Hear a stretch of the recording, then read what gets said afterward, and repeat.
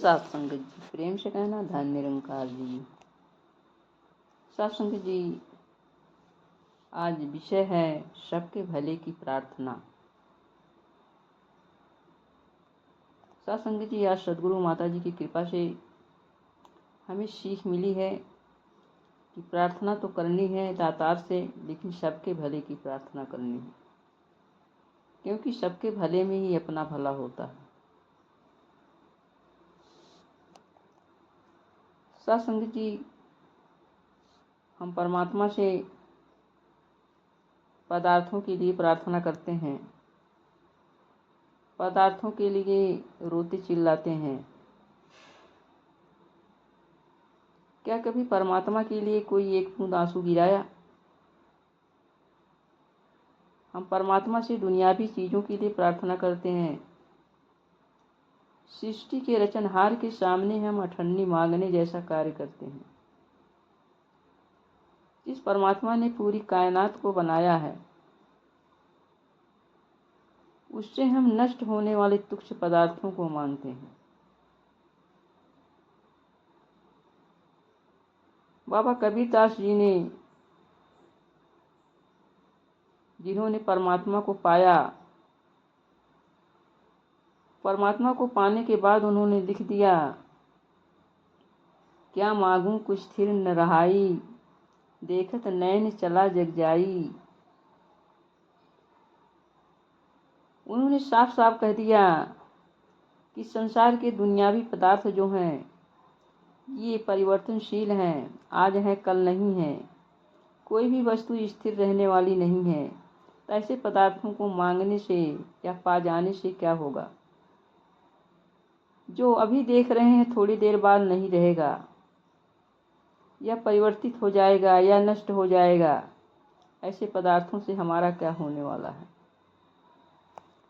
सत्संग जी, इसलिए उन्होंने परमात्मा से परमात्मा को ही मांगा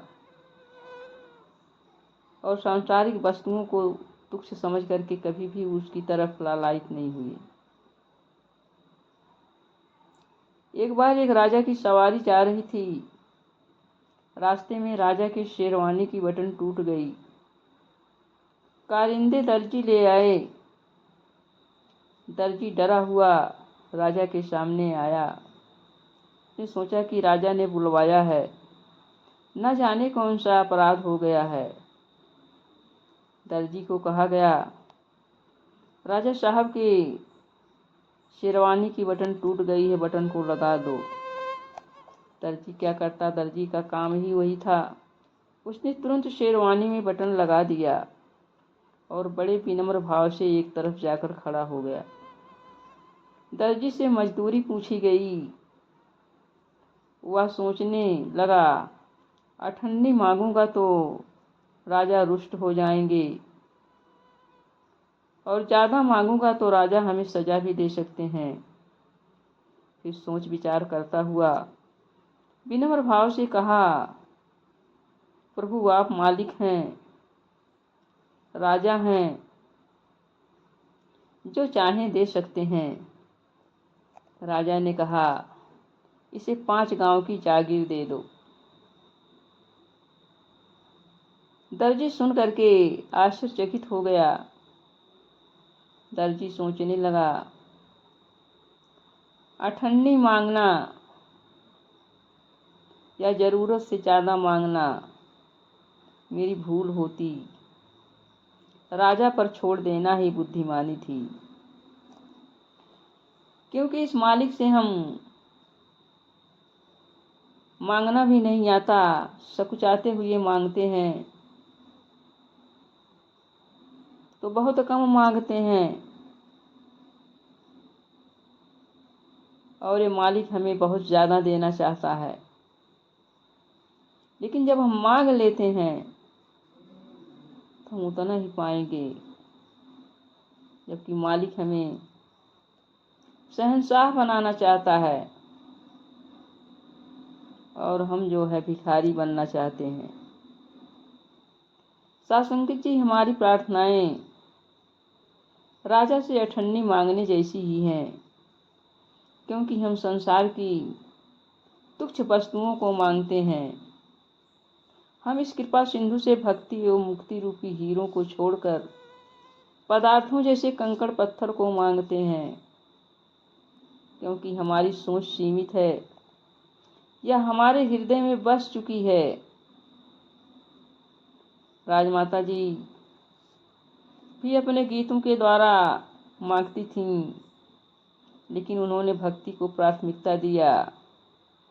उनकी मांग होती थी, सुख सारे दुनिया की पादी मोरी झोली बिचे, फिर भी मिलाई रखी संता दी टोली बिचे।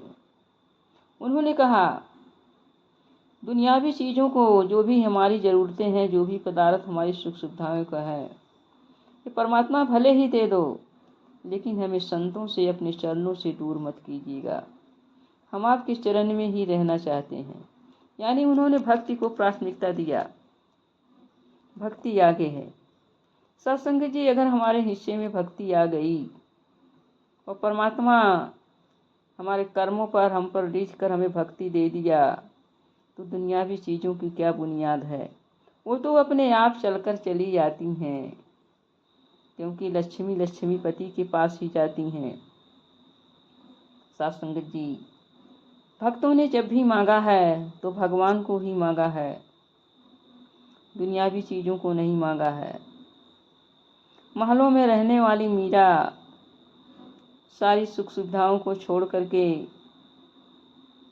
गुरु रविदास के पीछे भागीं और उन्होंने उनसे भगवान को प्राप्त किया। आइए साथ संगत जी, हम भी अपने मन के सीमित दायरे को छोड़ करके विशालता बनाएं और विशालता में हमारी मांग हो, सबका भला करो भगवान, सबका सब विधि हो कल्याण। ऐसी ही हमारी मांग हो तो हमारा भी कल्याण